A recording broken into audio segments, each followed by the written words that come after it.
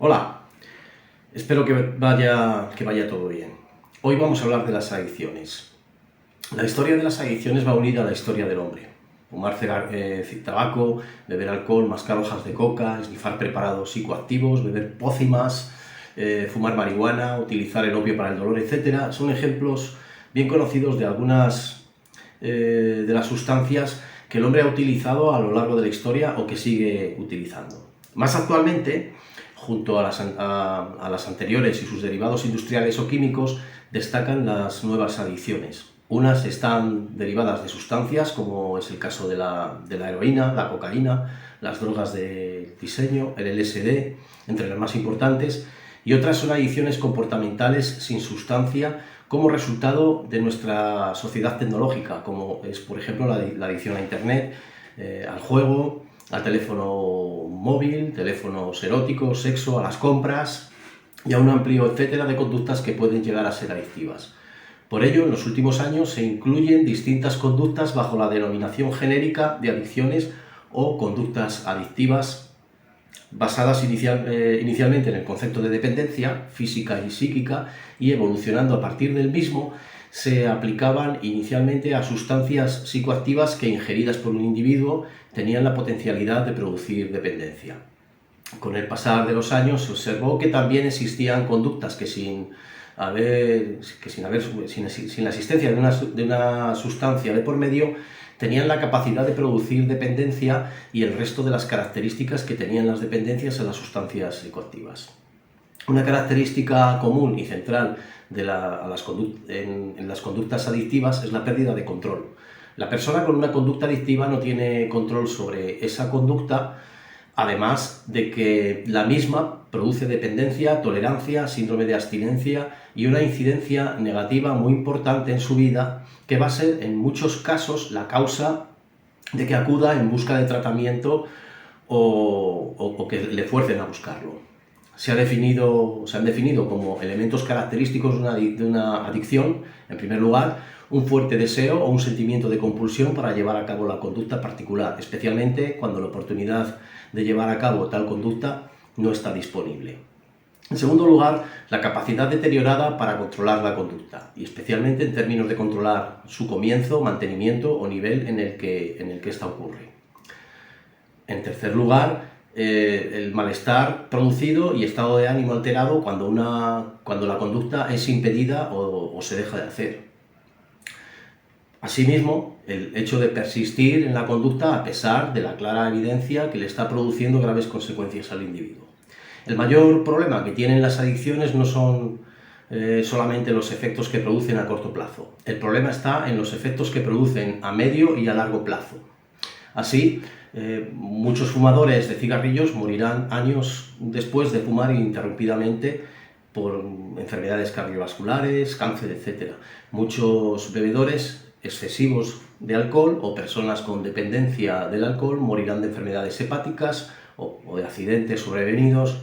Muchas personas dependientes de la heroína o de la cocaína morirán de enfermedades causadas por ellas, como ocurrió y está ocurriendo con el SIDA, la hepatitis, infecciones, etc.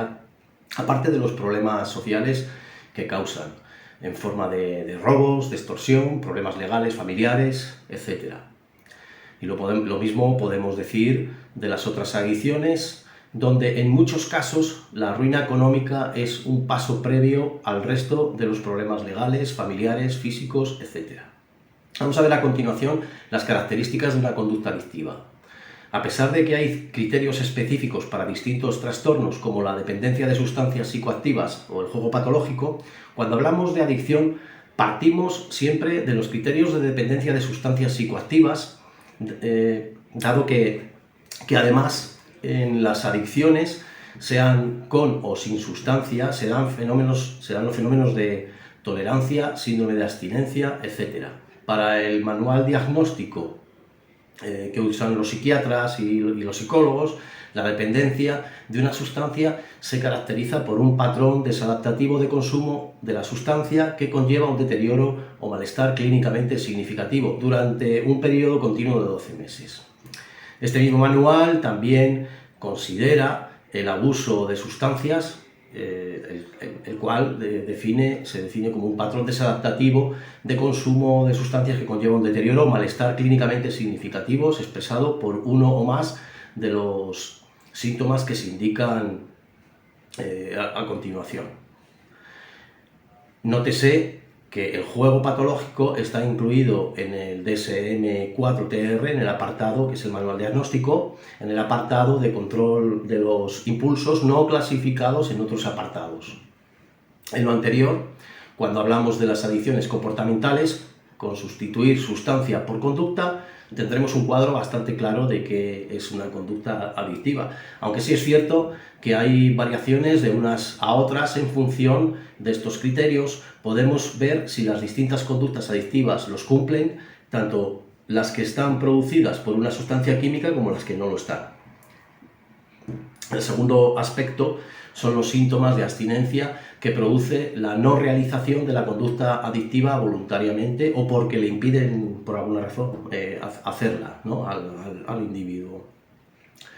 Por síndrome de abstinencia se entiende, referido a las sustancias psicoactivas, que es un estado clínico que se manifiesta por la aparición de trastornos físicos y psicológicos de diversa intensidad, según diferentes modos de niveles de gravedad, cuando se interrumpe la administración de la droga o se influye en su acción a través de la administración de un antagonista específico, denominándose en este caso al síndrome de abstinencia con el nombre de síndrome de abstinencia precipitado. Lo mismo es aplicable a todas las conductas adictivas sin base química, como así se ha encontrado en distintos estudios sobre ellas. El tercer aspecto es el de tolerancia. Consiste en el proceso por el que la persona que consume una sustancia tiene la necesidad de incrementar la ingestión de esa sustancia para conseguir el mismo efecto que tenía al principio. En las conductas adictivas se aprecia que conforme la persona lleva a cabo esa conducta, precisa incrementar la cantidad de tiempo y esfuerzo dedicado a la misma para poder conseguir el mismo efecto. Junto a la tolerancia farmacológica es importante considerar la tolerancia conductual y la tolerancia cruzada, ¿no? La tolerancia conductual, o también se llama condicionada, se refiere al efecto que tiene la sustancia en el individuo como consecuencia del aprendizaje o de los estímulos ambientales que están presentes en el momento de la autoadministración de la droga. En ello influyen, además, las expectativas o el estado de ánimo que pueden cambiar la intensidad de los efectos de esa sustancia. La tolerancia cruzada se refiere a la disminución del efecto de una determinada dosis de sustancia psicoactiva como consecuencia del consumo continuado de otra sustancia, por ejemplo, alcohol junto con barbitúricos. Junto al concepto de tolerancia suele hablarse de neuroadaptación, entendiendo por tal el proceso por el que la acción repetida de una sustancia psicoactiva sobre las células neuronales provoca en estas una serie de cambios destinados a recuperar el nivel de funcionamiento previo cuando no había sustancia. Funcionaría como un mecanismo homeostático, es decir, para mantener el equilibrio del organismo. De ahí que cuando se deja de consumir la sustancia se produce el síndrome de abstinencia. El otro aspecto es el de intoxicación, que se produce en todas las sustancias químicas o la cuasi disociación, estado que sería un estado en el que se encuentran tanto las sustancias químicas como en las conductas que producen adicción. En este sentido, la persona parece que se encuentra fuera de sí, como si fuese otra persona distinta. El quinto aspecto que consideramos significativo se refiere a que el individuo con una adicción padece problemas en la esfera física y sanitaria, en la esfera personal, laboral, social. Estos problemas, en mayor o menor grado, están presentes en todas las conductas adictivas.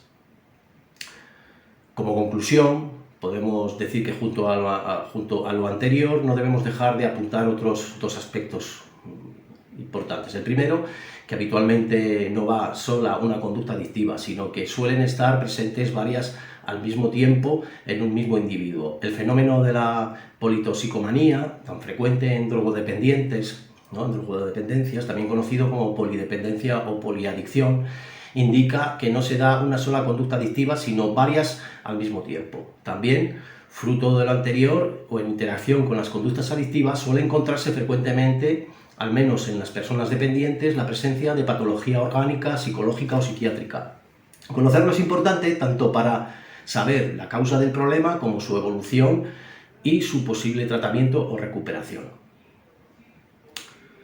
Os animo a hacer consultas en el canal y bueno, pues se responderán, ¿no? Las consultas podéis hacerlas a través del correo psicologiahoy@psicoasturias.es. Nos vemos en el próximo vídeo. Un saludo.